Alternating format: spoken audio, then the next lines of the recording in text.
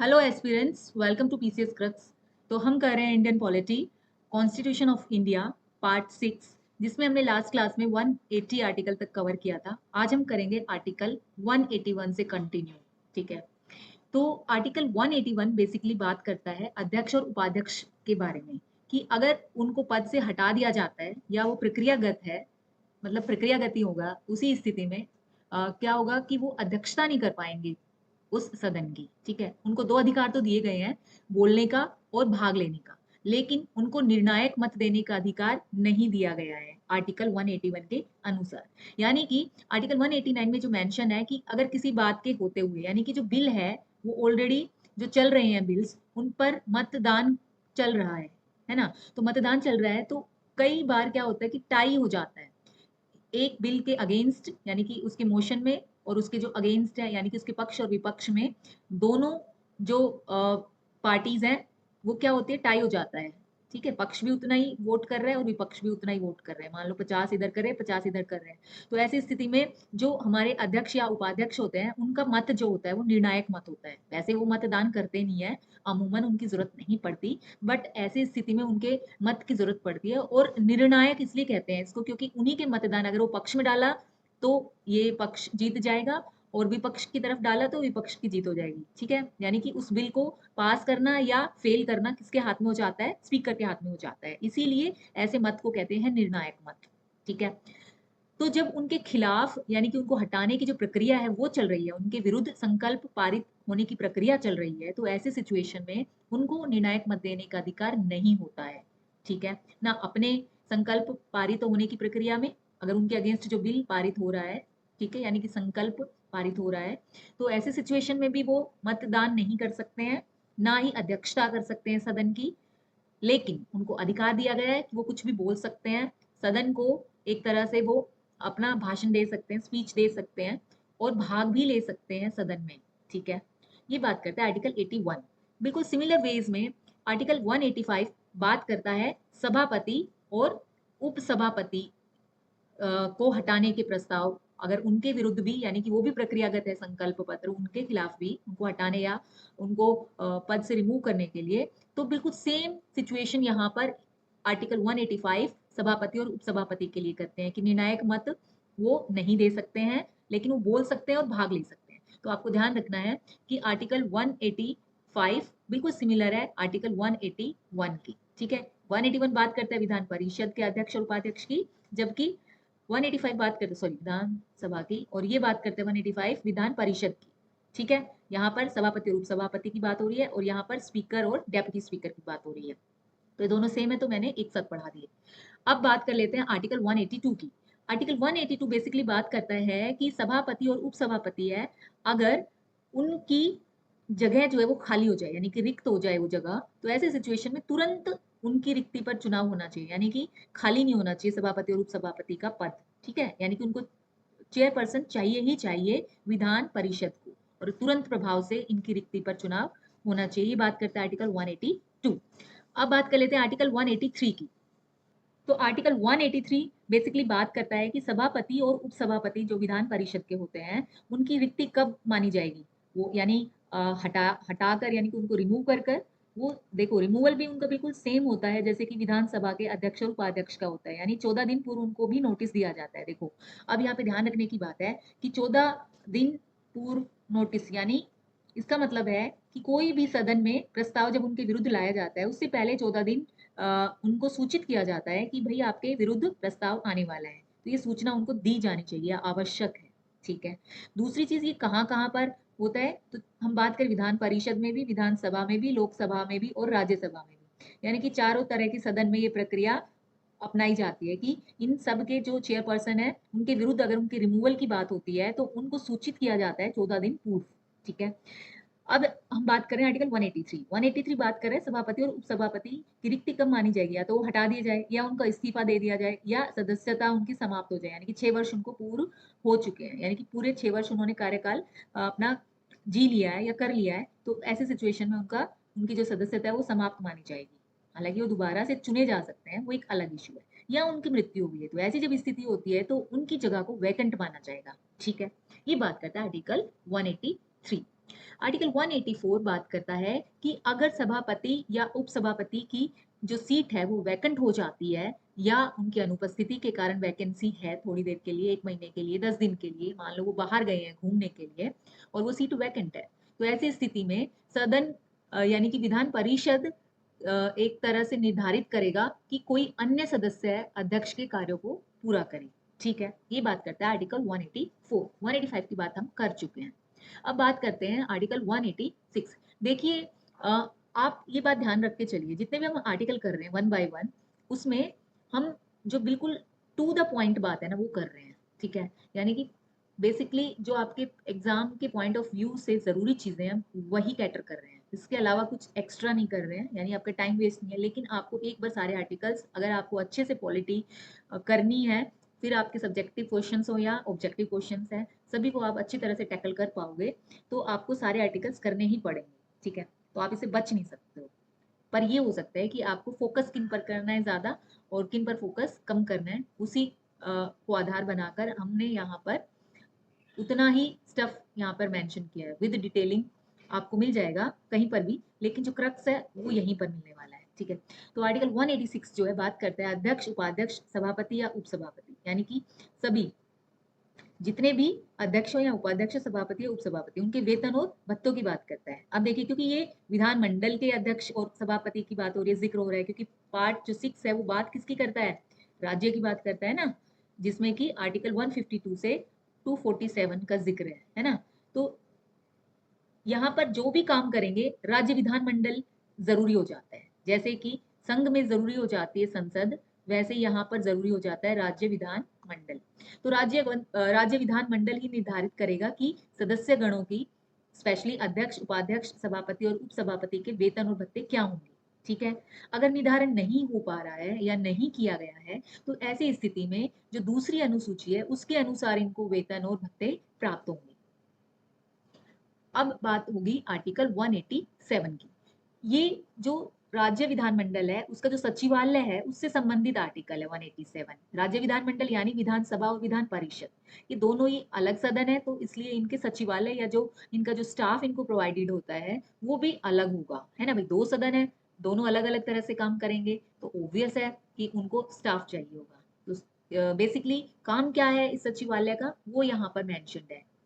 विधानसभा की जो कार्यवाही है या विधानमंडल की जो कार्यवाही है उसके बारे में सारी जो चीजें हैं, उसकी जो आधिकारिक रिपोर्ट है, कब कार्यवाही में क्या क्या चीजें होंगी क्या नहीं होंगी, उनसे रिगार्डिंग जितनी भी चीजें हैं वो सब सचिवालय का काम है। दूसरा काम बहुत इंपॉर्टेंट है, जो कि जितने भी सदन के सदस्य हैं उनको या उनके द्वारा जो दस्तावेज प्रस्तुत किए गए हैं सदन में, या जो स्पीचेस है वो प्रस्तुत की गई है, किसने क्या बोला है, किस प्रश्न का क्या जवाब दिया है, क्या एविडेंसेस सदन को दिए गए हैं, या क्या एलिगेशंस उनके ऊपर लगाए गए हैं, चाहे वो विपक्ष द्वारा हो चाहे वो पक्ष द्वारा हो। ठीक है, या बिल से रिगार्डिंग क्या चर्चाएं हुई हैं, क्या डिस्कशंस हुए हैं, वो सारे अभिलेख या जो दस्तावेज है प्रस्तुत किए गए हैं उनका जो रख रखाव है वो सचिवालय करता है। ठीक है, उसके बाद जो सदन संचालन में अध्यक्ष की सहायता करने का काम भी सचिवालय का स्टाफ करता है।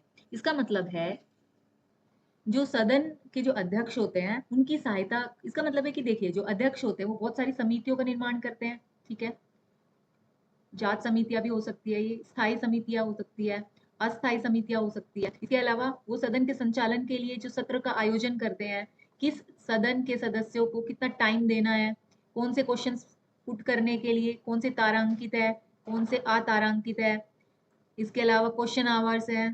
ठीक है, इसके अलावा और भी बहुत सारी गतिविधियां जो है उनका जो निर्णय है वो कौन लेते हैं, अध्यक्ष लेते हैं। तो इन सब काम को करने के लिए क्या चाहिए, इनको करने के लिए, इनको एक शेड्यूल्ड वे में करने के लिए क्या चाहिए, स्टाफ चाहिए, है ना। क्लैरिकल वर्क के लिए भी चाहिए, और जानकारी जो विशेष जानकारियां है उनको भी उपलब्ध कराने का जो काम है वो सब सचिवालय करता है। ठीक है, तो बेसिकली ये ऑफिशियल वर्क जो है, जैसे कि हमारे स्कूल में अगर बात की जाए तो प्रिंसिपल के लिए क्लैरिकल जो स्टाफ होता है वो सहायता करता है ना, कि किस तरह से स्कूल चलाना है, कब मेमो पेश करना है, और क्लास के लिए कौन से टाइम टेबल होने चाहिए, किस टीचर को क्या चार्ज देना है, उनके चार्ज चेक करना है, वो बहुत सारी जो गतिविधियां प्रिंसिपल करता है उसी तरह की गतिविधियां अध्यक्ष करते हैं। ठीक है, उसके बाद समितियों को सहायता भी सचिवालय देता है, यानी कि समितियों को जो भी दस्तावेज चाहिए, जो भी अभिलेख चाहिए, पुराना नया, या किसने क्या स्पीच बोला है, या जो अदर अदर ऑफिसेज होते हैं, अदर डिपार्टमेंट्स होते हैं, वहां से कुछ मंगवाना है जांच समितियों को, तो उसको मंगवाने के लिए एक रास्ता या एक रूट चाहिए होता है, वो सब भी प्रोवाइड कौन करेगा? सचिवालय करेगा। ठीक है। तो बहुत सारी ऐसी जांच समिति आपने देखी होगी, उनके पास जानकारी वो जो डाटा के थ्रू आती है वो प्रोवाइड कौन करता है? सचिवालय। ठीक है। उसके बाद जो सदस्य को ब्रीफिंग सामग्री है उसको भी प्रदान करते हैं, यानी कि जो भी सदन है, चाहे वो लोकसभा हो, चाहे वो राज्यसभा हो, चाहे विधानसभा हो या विधान परिषद हो, उन सबको कौन उनके सदस्यों को कौन सामग्री प्रदान करेगा? ब्रीफिंग सामग्री का मतलब होता है जानकारी देने के लिए कि जैसे कोई भी क्वेश्चन पूछा गया है, ठीक है, तो उस क्वेश्चन से रिगार्डिंग कोई स्टाफ में सेक्रेटरीज भी होते हैं, ठीक है, उनका काम होता है मंत्रियों को अगर कोई क्वेश्चन पूछा गया है तो भाई उससे रिगार्डिंग सारा डाटा कलेक्ट करके और एनालाइज करके उस क्वेश्चन का आंसर बनाकर उनको प्रोवाइड करना। आपको क्या लगता है कि जो मंत्री और पॉलिटिशियंस वो इतने इंटेलिजेंट होते हैं? नहीं, उनको सपोर्ट या असिस्ट करते हैं आईएएस या ऑफिशियल्स जो टॉप ग्रेड के ऑफिशियल्स होते हैं। ठीक है। और वो कहाँ के पार्ट होते हैं? मोस्ट ऑफ द टाइम सचिवालय के पार्ट होते हैं। ठीक है। अब बात करते हैं सत्रों व कार्यक्रमों के लिए भी आवश्यक रसद की सहायता देते हैं, यानी कि जो खर्च है, बहुत सारे कार्यक्रम होते हैं, सेशंस होते हैं, उसमें खर्चा भी तो होता है ना, तो उसके लिए जो खर्चा जितना भी होता है, तो उसके लिए आपको पता है चालान या जो रिसीट्स हैं वो सब उसके through he consolidated fund of India से पैसा निकाला जा सकता है, यानी कि बिना रसीदों के या बिना खर्च का ब्यौरा दिए हुए आप पैसा नहीं निकाल सकते, है ना। तो वो सारी जो प्रक्रिया है वो सचिवालय का स्टाफ ही प्रोवाइड करता है सदन को। ठीक है। अब बात करते हैं आर्टिकल 188। तो 187 अपने आप में बहुत इंपॉर्टेंट आर्टिकल हो जाता है कि ये सचिवालय की बात करता है। अब क्या है ना कि जो पीसीएस हो या यूपीएससी हो, अब वो रटे रटाए या जो सेम ढर्रे पे क्वेश्चंस चलते हैं हर साल, उनको छोड़कर कि उनको पता है कि ये तो बच्चे करते हैं, ये तो रट लिए इन्होंने, तो वो ऑफ रूट जाके क्वेश्चंस करने लगे हैं। अब उनको पता है, अब देखिए सचिवालय के बारे में आपको क्वेश्चंस मिलते होंगे, सब्जेक्टिव टाइप क्वेश्चंस भी मिलते होंगे, तो बहुत सारे बच्चों को तो पता ही नहीं, क्योंकि वो ऊपर ऊपर के आर्टिकल्स पढ़ते हैं। यूट्यूब पर देखेंगे आप, या क्लासरूम्स में भी देखे होंगे आपने, जो टीचर्स हैं वो क्या करते हैं कि कहेंगे कि ये आर्टिकल्स कर लो, ये आपको मैराथन प्रोवाइड करा देंगे कि बस इतना पढ़ लो, मोर देन सफिशिएंट है। ऐसा करेंगे तो आप डीप नॉलेज गेन नहीं कर पाएंगे। और आजकल पीसीएस का अधिकारी बनना इतना आसान नहीं है। ठीक है। तो अगर आपको टॉप लेवल के अधिकारी बनना है तो आपको डीप स्टडी की रिक्वायरमेंट रहेगी। ठीक है। अब हम आर्टिकल करते हैं 188। आर्टिकल 188 जो कि भाग 6 का पार्ट है, आर्टिकल 99 है भाग 5 का पार्ट है, यानी ये बात कर संघ और यहाँ पर राज्य। ठीक है। तो इनके बीच जो डिफरेंस है देखिए, 99 में ये संघ का है, ठीक है। अब राज्य में वही आर्टिकल सेम 89 को प्लस कर लो, मैंने कई बार बताया, ये ट्रिक है। मोस्टली आपको ऐसी ट्रिक से क्वेश्चन सॉल्यूशंस मिल जाएंगे, लेकिन कुछ ऐसे आर्टिकल्स हैं जिनका जो गैप है वो 89 नहीं है, बस आप उनको ध्यान में रख लो, बाकी का आप 89 जोड़ो और आपको याद हो जाएगा। तो 99 में जो मेंशन है चीज वही 188 में मेंशन है। तो अगर आपने 99 नहीं पढ़ा है तो 188 अच्छे से पढ़ लो, तो 99 भी पढ़ लोगे फिर साथ में, है ना, ऑटोमेटिकली आपको याद हो जाएगा कि इसमें क्या है। तो आर्टिकल 188 बेसिकली बात करता है थर्ड शेड्यूल, यानी कि तीसरी अनुसूची के अनुसार जो शपथ का निर्धारण वहां किया गया है या शपथ का जिक्र वहां किया गया है और वो हस्ताक्षर का जिक्र वहां किया गया है, वो गवर्नर का काम है या गवर्नर द्वारा कोई निर्धारित व्यक्ति है, वो सदन के सभी सदस्यों को पद ग्रहण करने से पूर्व शपथ दिलाएंगे। कौन सी शपथ दिलाएंगे? जो कि थर्ड शेड्यूल में मेंशन है। ठीक है। अब है आर्टिकल 189। 189 बात करता है राज्य विधानमंडल में मतदान के जो नियम है, सदस्यों की अनुपस्थिति में भी कार्रवाई करने की शक्ति व गण पूर्ति से संबंधित है, यानी कि जो मतदान के नियम है वो क्या होंगे? तो मतदान के नियम यानी जो बिल पेश किया गया उसमें कुछ नियम होते हैं ना, तो निर्णायक मत के बारे में स्पेशली यहाँ पर बात की गई है कि जो सदन के स्पीकर है या डिप्टी स्पीकर है या चेयरपर्सन है या डेप्यूटी चेयरपर्सन है, वो अपने मत का अधिकार कब करेंगे? पहली बार में नहीं करेंगे, उनको कोई अधिकार नहीं दिया गया कि वो मतदान कर सके, लेकिन अगर पक्ष और विपक्ष के जो मत हैं वो सेम लेवल पर आकर रुक जाए, मान लो 100 लोग उपस्थित है सदन में, 50 पक्ष में गए और 50 विपक्ष में गए किसी भी बिल के, तो ऐसी स्थिति में टाई हो जाएगा ना, तो ये पता ही नहीं चलेगा कि पारित हुआ कि नहीं हुआ। तो ऐसी स्थिति से जूझने के लिए निर्णायक मत का आविष्कार किया गया और ये अधिकार दिया गया स्पीकर, डेप्यूटी स्पीकर, चेयरमैन और डेप्यूटी चेयरमैन को। ठीक है, तो यहाँ पर यही बात की गई आर्टिकल 189 में कि प्रथम बार मतदान नहीं, टाई होने पर अध्यक्ष और उपाध्यक्ष अपने मतदान का प्रयोग कर सकते हैं। जितने भी सदन में उपस्थित सदस्य होते हैं वो मतदान ये भी करके निर्धारित करेंगे कि कौन से जो प्रश्न है, ठीक है, सदन में पेश होने चाहिए। ठीक है, ये भी निर्धारण आर्टिकल 189 करता है। गणपूर्ति से संबंधित, गणपूर्ति आपको पता है, जितना भी टोटल नंबर है उसका 1/10 एटलीस्ट बैठना होना चाहिए सदन में, तभी सदन काम करेगा, अदरवाइज स्थगित करना पड़ेगा अध्यक्ष को।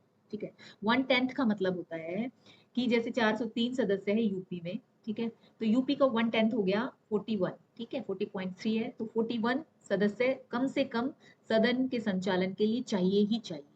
ठीक है, अब बात आती है आर्टिकल 190 की। 190 बात करता है अगर दोहरी सदस्यता हो जाए, इसका मतलब है कि एक सदस्य दो जगह पर सदस्यता ले ले, तो ऐसी स्थिति में क्या होगा, तो निषेध यानी कि मनाही की बात करता है, यानी आर्टिकल बात करता है कि आप दो जगह पर सदस्य नहीं हो सकते हैं। अगर किसी एक ही सदन में आप हैं तो वहां से आप एक ही कॉन्स्टिट्यूएंसी से सदस्य बन सकते हैं, ये नहीं कि आप दो जगह से। तो आपने देखा होगा कि जब लोकसभा के इलेक्शन होते हैं या विधानसभा के इलेक्शन होते हैं तो जो सदस्य हैं वो दो जगह से इलेक्शन लड़ते हैं, है ना, यहाँ भी दो जगह से। तो पहले तो कई कई जगह से लड़ते थे, लेकिन एक अमेंडमेंट हुआ था उसमें दो जगह से ज्यादा नहीं लड़ सकते हैं। ठीक है, तो दो जगह में से कोई भी अगर एक जगह विजयी हो तब तो ठीक है, लेकिन कई बार क्या होता है दोनों जगह से विजयी हो जाता है कैंडिडेट, ऐसी स्थिति में उसको एक जगह छोड़नी पड़ेगी, एक सीट। ठीक है, ऐसा नहीं है कि दोनों जगह की सीट लेके वो घूम सकता है या सदन का सदस्य बन सकता है। ठीक है, तो इसका निषेध करता है आर्टिकल 190। ओके, बेसिकली आर्टिकल 190 बात करता है राज्य विधानसभा में या राज्य विधानमंडल में स्थानों की रिक्ति से संबंधित, कब रिक्त मानी जाएगी। तो पहली सिचुएशन तो ये कि दोहरी सदस्यता है, तो ऐसी स्थिति में किसी एक सदन का ही सदस्य वो रह सकता है। ठीक है, तो दूसरी वैकेंट करनी पड़ेगी। ठीक है, तो वो सीट वैकेंट होगी, मान लो 403 है, 403 में से कई ऐसी सीट्स हैं, मान लो 10 सीट्स ऐसी हैं जहां पर दो दो सदस्य, मतलब सदस्य ने दो दो जगह से चुनाव लड़ा था, तो 10 सीट तो वैकेंट होगी, एक जगह उन्होंने जीत ली या दोनों जगह उन्होंने जीत ली। ठीक है, दोनों जगह ये सिचुएशन होगी, दोनों जगह उन्होंने जीत हासिल कर ली, तो एक सीट उनको छोड़नी पड़ेगी। तो अभी वैकेंसी कितनी हो गई, 10 सीट्स की होगी, तो अब 393 मेंबर्स ही बचे, है ना, तो 10 सीट्स जो होगी खाली होगी, ये खाली होगी।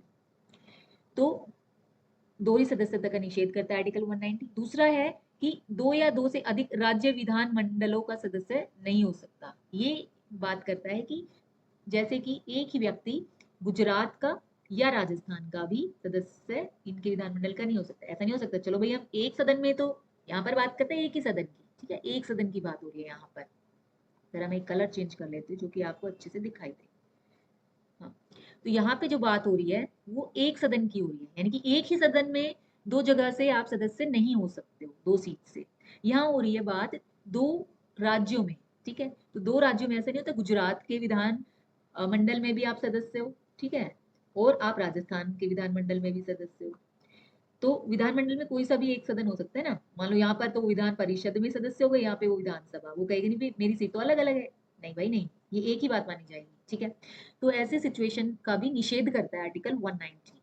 उसके बाद सदस्य त्याग पत्र देगा अध्यक्ष को। ठीक है, फिर है अनुपस्थिति के कारण रिक्ति, ये भी हो सकती है, कब, ये भी बात करता है आर्टिकल 190, यानी कि रिक्ति मानी जाएगी 60 दिन अगर वो लगातार एब्सेंट है सदस्य, तो ऐसे सिचुएशन में उसकी जो सीट है वो रिक्त मानी जाएगी। ठीक है, तो रिक्ति से संबंधित आर्टिकल 190 आप ये मार्क करके चल सकते हो। इसमें चार तरह की स्थितियां हैं। पहली दोहरी सदस्यता का निषेध है, दोहरी सदस्यता नहीं हो सकती ना तो एक ही राज्य के अंदर, ना ही दो राज्य के विधानमंडलों में अलग अलग।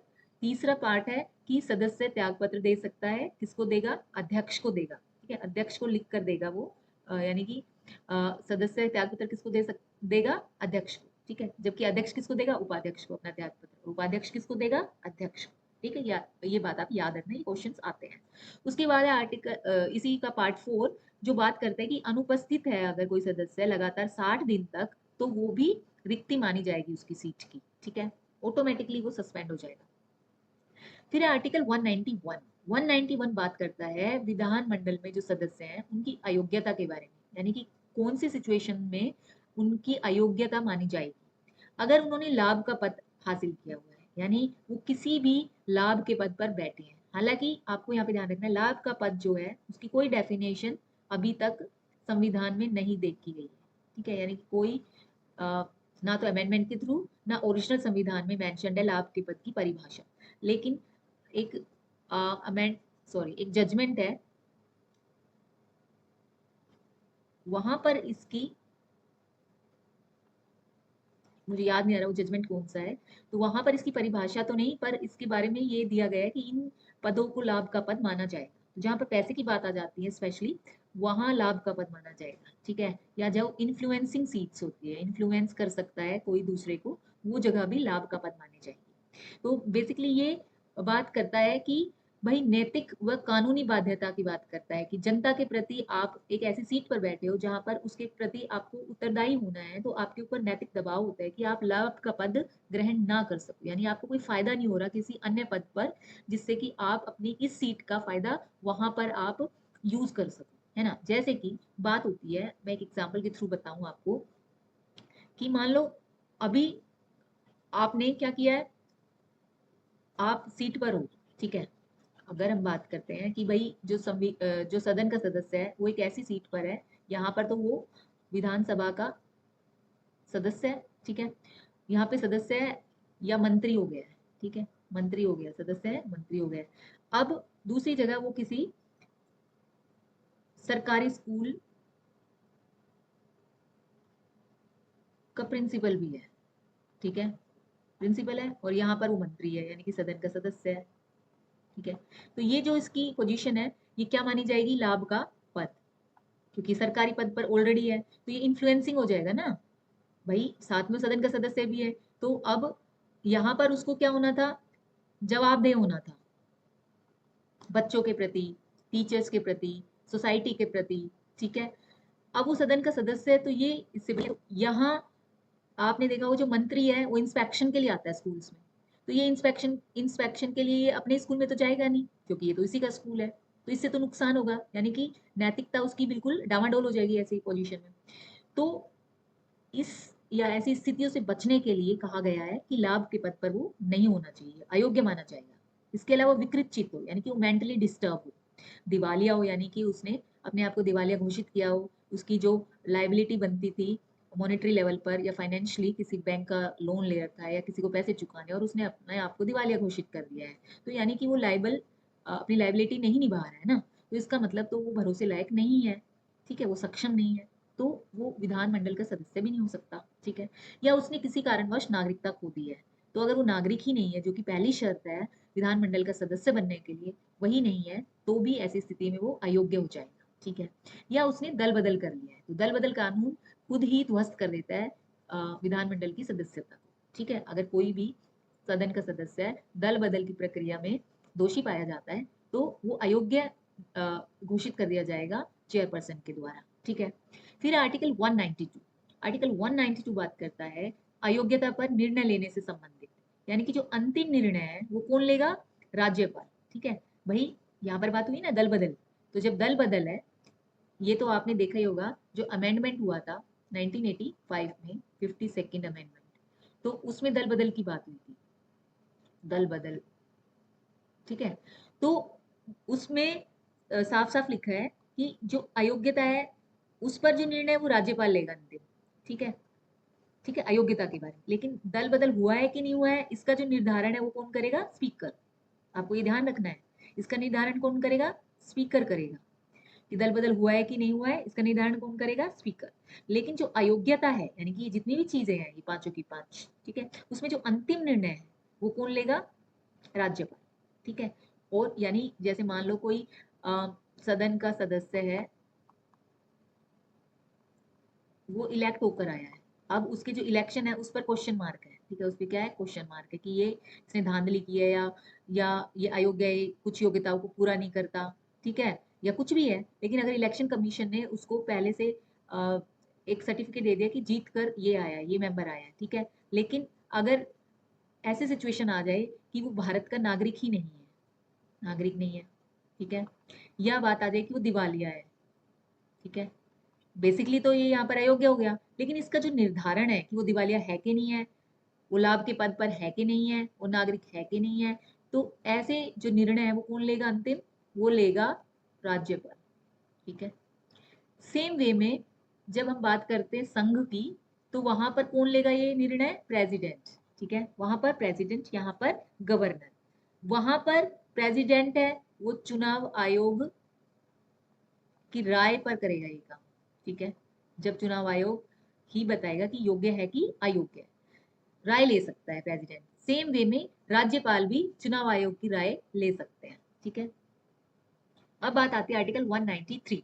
यहाँ पर दंड का प्रावधान है। अगर कोई सदस्य बिना शपथ या वो अयोग्य है, ऐसी स्थिति में भी जाकर सदन में पार्टिसिपेट करे, ठीक है, सदन में अगर उसने पार्टिसिपेट कर लिया और वो अयोग्य है या उसने शपथ नहीं ली है, जो कि 188 आर्टिकल बात करता है शपथ की, है ना, तो ऐसे सिचुएशन में उस पर जुर्माना होगा, वो है प्रतिदिन 500 रुपए के हिसाब से, ठीक है। आर्टिकल 194 बात करता है सदन सदस्य, यानी कि सदन के जो भी सदस्य हैं उनको, और समितियों की जो शक्तियां हैं, ठीक है, उनको, और जो उनको विशेषाधिकार प्राप्त है उनके बारे में, ठीक है, यानी कि उनकी जो स्वतंत्रता है सदन के सदस्यों की विशेषता है, उसकी बात करता है आर्टिकल 194। अगर हम बात करें सदन, सॉरी, संसद में, ये आर्टिकल है 105। अब देखिए 194 में या 105 में ऐड करेंगे हम 89, तो क्या आएगा 194, है ना, तो यहाँ तक तो यही आ रहा है ना 99 ऐड करने से। तो जो विशेषाधिकार है, ये वर्ड तो आपने सुना होगा, बच्चे इस इसको याद कर लेते हैं, ये की वर्ड है, ठीक है। तो जो की वर्ड है वो विशेषाधिकार बेशक है, लेकिन उन मुक्तियों को परिभाषित, उन मुक्तियों मतलब उनकी जो फ्रीडम है, किस चीज की फ्रीडम, अब उन्मुक्त अगर आपको याद है तो आपको ध्यान रहेगा फ्रीडम किसकी होती है, बोलने की, स्पीच की, तो वो निडर होकर बात कर सकते हैं। क्यों, अगर उनके ऊपर कोई एक्शन लिया जाएगा तो वो निडर होंगे क्या, नहीं होंगे ना, तो उनको पूरी स्वतंत्रता है कि वो अपनी मर्जी से सही बात अपने सदन में पेश कर सके, यानी कि स्पीच दे सके सदन के अंदर बिना डरे, ठीक है। तो ये जो उन्मुक्ति है वो कहाँ पर उनको दी गई है, आर्टिकल 194 के अंतर्गत, ठीक है। यानी इसकी बात है कि वो कुछ भी बोल सकते हैं सदन के अंदर, कुछ भी, गाय को भैंस बोल सकते हैं, भैंस को गधा बोल सकते हैं, गधे को घोड़ा बोल सकते हैं, घोड़े को शेर बोल सकते हैं, कुछ भी बोल सकते हैं वो सदन में, कुछ भी उन्होंने बोला है किसी भी, हालांकि वो ये सब तो नहीं बोलते, वो किसी भी बिल के अगेंस्ट, ठीक है, सरकार के अगेंस्ट, जो सरकार है या गवर्नमेंट है उसके अगेंस्ट, इसके अलावा मंत्रियों के कार्य जो वो कर रहे हैं उसके अगेंस्ट, ठीक है, इसके अलावा जो भी गतिविधियां हो रही है या जो क्राइम बढ़ रहा है देश के अंदर, जो प्रॉब्लम्स देश के अंदर है, उनको भी टारगेट करके वो बोल सकते हैं, ठीक है। जो न्यूज़पेपर में जो न्यूज़ है या जो करंट इश्यूज हैं उनके बारे में भी वो बोल सकते हैं, ठीक है। तो इसलिए क्योंकि वो कुछ भी बोल रहे हैं और यहाँ पर कई बार उनके पास एविडेंसेस हो भी सकते हैं और नहीं भी हो सकते हैं, ठीक है, एविडेंसेस है भी और नहीं भी है। कई बार आपने देखा हो सोशल मीडिया के थ्रू भी वो जानकारी लेकर सदन में बोल पड़ते हैं और उनके पास कुछ पुख्ता सबूत नहीं होते हैं, ऐसा भी होता है, ठीक है। तो अब उन्होंने बोल दिया कुछ भी, तो वो इन सब के, देखो मंत्रियों के विरुद्ध बोलेंगे ना कुछ भी, तो मंत्री तो क्या करेंगे, मानहानि का मुकदमा दर्ज कर सकते हैं, है ना। तो ऐसे सिचुएशन अगर उससे बचना था, तो आर्टिकल 195 में हमारे संविधान निर्माताओं ने मेंशन कर दिया कि भाई आप कुछ भी बोलोगे, आपके खिलाफ ना तो अदालत में कोई कार्रवाई होगी, ना आपके खिलाफ कोई एफआईआर होगी, ना आपके खिलाफ कोई मानहानि का मुकदमा होगा, यानी एक तरह से आपको न्यायिक उत्तरदायित्व से छूट मिल जाएगी। ऐसा इसलिए भी कि बिना डरे जो सदस्य है वो अपने कर्तव्यों का निर्वहन कर सके, ठीक है। यही चीज सेम टू सेम आर्टिकल 105 में संसद के सदस्यों के बारे में भी है मेंशन, ठीक है। अब बात करते हैं आर्टिकल 195 की, जो आज का लास्ट आर्टिकल है। ये सदन के सदस्यों के वेतन और भत्ते की बात करता है, ठीक है। देखिए इससे पहले आर्टिकल जो था वो बात कर रहा था अध्यक्ष, उपाध्यक्ष और सभापति और उपसभापति के वेतन और भत्तों की, ठीक है, कहां पर, आर्टिकल 186 में, ठीक है। आर्टिकल 186 में जो चेयरपर्सन है उनके वेतन और भत्तों की बात हो रही थी, जो कि मेंशन थी, ठीक है। अब बात हो रही है जो सदस्य हैं सदन के उनके वेतन और भत्तों की, वहां पर भी सेकंड शेड्यूल की बात हो रही है, जो सेकंड शेड्यूल में मेंशन वेतन और भत्ते हैं, ठीक है। किसकी? अध्यक्ष, उपाध्यक्ष, सभापति और उपसभापति। ठीक है, इनके जो वेतन भत्ते हैं वो सेकंड शेड्यूल के अकॉर्डिंग निर्धारित होने चाहिए। ठीक है, ये बात करता है आर्टिकल 187। लेकिन यहाँ पर निर्धारण जो है इनके वेतन और भत्तों का किसी भी शेड्यूल में मेंशन नहीं है। ठीक है, इसका निर्धारण कौन करेगा? विधानमंडल। एक तरह से वित्तीय स्वायत्ता प्रदान की गई है विधानमंडल को कि वो अपनी मर्जी से सभी सदस्यों का वेतन और भत्ता निर्धारित कर ले, जिससे कि वो काम को मोटिवेशनल तरीके से, भाई पैसा जो होता है वो मोटिवेशन ही तो देता है ना। हालांकि नेतागण के लिए ये पैसा बहुत ही कम होता है, आपको पता ही है, उनको ये लगता है ये तो क्या है, ये तो प्रसाद की तरह लगता है ना उनको। एनीवेज, यानी कि बहुत कम लगता है। अब हम आर्टिकल 196 से आगे के आर्टिकल्स नेक्स्ट क्लास में करेंगे। कोशिश रहेगी कि 196 से लेकर 210 तो कम से कम हम कवर करें नेक्स्ट क्लास में। ठीक है, तो आई होप आपको क्लास अच्छी लगी होगी। अच्छी लगी तो आप प्लीज़ कमेंट कर दीजिएगा, और आपको कोई और क्लास चाहिए तो वो बता दीजिएगा, और अच्छी ज़्यादा ही लगे तो शेयर भी कर सकते हो। सब्सक्राइब तो आपने कर ही रखा होगा। ठीक है, लाइक भी कर सकते हो। ठीक है, जैसे आपकी सुविधा, जो भी आपको लगे, जो भी आपकी इच्छा हो उस तरह से आप कर सकते हो। नहीं भी करोगे तो भी ठीक है। चलिए, आज के लिए इतना ही। Tata, bye bye, take care.